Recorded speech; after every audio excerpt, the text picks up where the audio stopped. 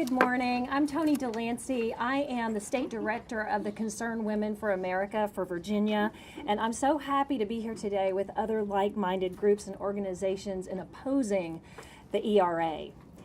Concerned Women for America is the nation's largest public policy women's organization, and it has a rich history of helping our members across the country bring biblical principles into all levels of public policy.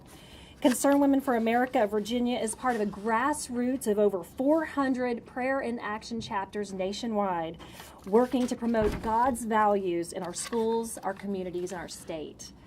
That's why I'm here today. Once again, our values are under attack by this proposed legislation.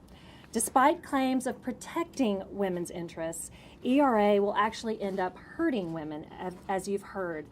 I'm going to focus on something that I know about personally: military service and what the ERA would mean for our nation's armed services. In the late 1980s, 8 years after the ERA failed, I graduated from the U.S. Military Academy. I was a young 18-year-old woman, and in 1991, I graduated from there with about 80 other women out of a class of 945. Graduation day, President George H.W. Bush personally handed my diploma to me, and I saluted him, our then Commander-in-Chief, and I was commissioned that day as an officer in the Army, and I went on to lead men and women in a tactical intelligence unit. Now, this was a privilege of a lifetime, but not just for a woman, for a man too. My women classmates and I, we didn't need the ERA to accomplish this. We volunteered and we competed for those slots to serve our country. We were able to contribute, thank you. We were able to contribute based upon our individual strengths and our unique abilities. Women today, we know they're pushing themselves further than ever. Some who are physically able are even Army Rangers and in combat roles.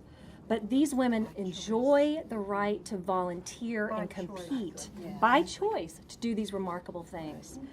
The passage of the ERA would change this progress that women have already made, and it would force equal representation of women in all military roles, regardless of their abilities.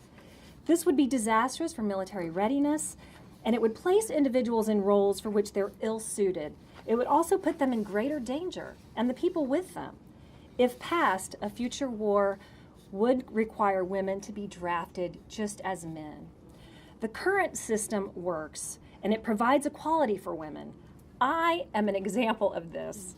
The Bible tells us in Romans 12:6, in His grace, God has given us different gifts for doing certain things well, and each is to use their gift accordingly. The ERA is not needed for women to succeed. The ERA hurts women and would indeed hurt the armed forces. Thank you.